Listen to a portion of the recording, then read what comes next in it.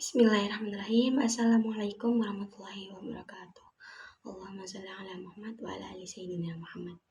Yang saya muliakan dan yang saya takdimi pengasuh Pondok Pesantren Zainal Hasan Genggong, yakni Al-Mukarram Kiai Haji Muhammad Hasan Mutawakkil Allah SMM. Yang saya hormati Bapak Rektor Abdul Aziz Wahab MAG.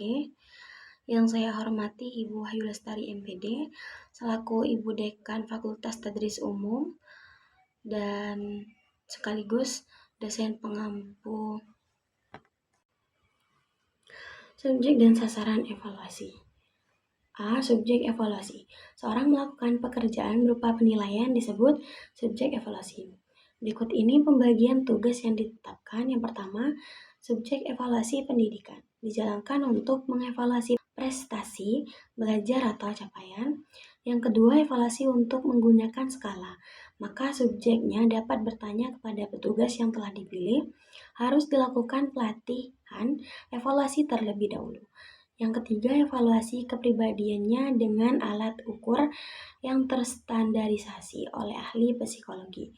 Selain alat yang digunakan harus dirahasiakan, maka subjek evaluasi harus orang yang mampu dan ahli. Sebab respon dan tingkah laku orang yang dites harus interpretasikan dengan cara yang telah ditetapkan. Dan ada 4 hal yang harus diperhatikan dalam input, diantaranya aspek kemampuan.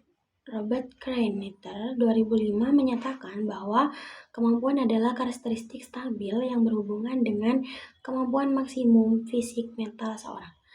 Stephen P. Robbins mendefinisikan kemampuan adalah suatu kapasitas individu untuk melakukan tugas dalam pekerjaan tertentu. Sehingga kemampuan ialah kecakapan ataupun kapasitas seorang terhadap suatu yang bersifat keahlian untuk melakukan berbagai macam pekerjaan. B. Aspek kepribadian. Aspek kepribadian adalah proses tingkah laku calon peserta, baik buruknya kepribadian mereka itu secara psikologis mempengaruhi keberhasilannya dalam mengikuti pembelajaran.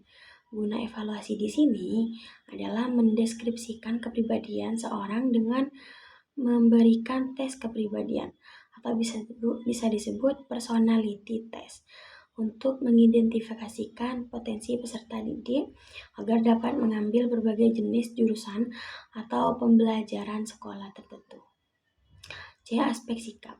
Sikap sebagai gambaran kepribadian manusia yang memancarkan keluar. Sikap dalam bergaul sangat perlu diperhatikan. Makanya perlu dievaluasi sebelum menggunakan program pendidikan tertentu. D. Aspek inteligensi.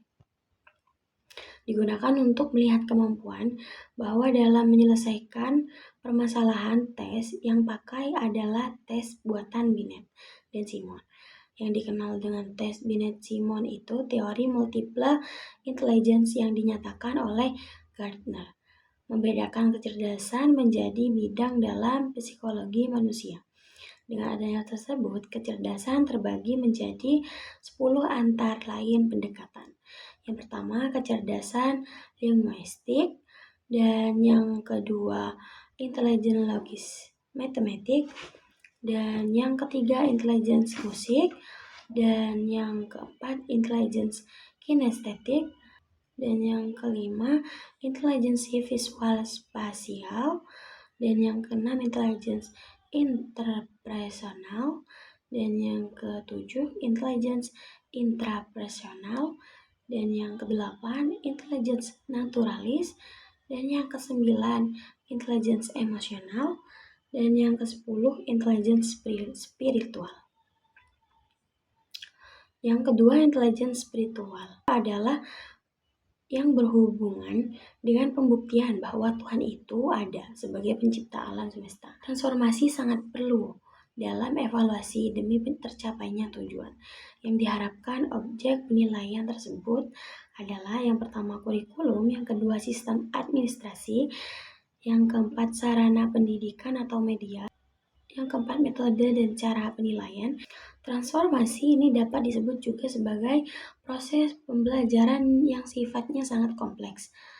Jika seorang pengawas datang, maka ia akan menilai bagian B, bagian atau unsur-unsur dari proses pembelajaran secara lengkap, yaitu pendidikan, materi yang diajarkan, peserta didik yang belajar, dan pengelolaan atau pengaturan peserta didik untuk duduk dan bergerak, suasana yang terjadi ketika proses pembelajaran berlangsung, dan sebagainya.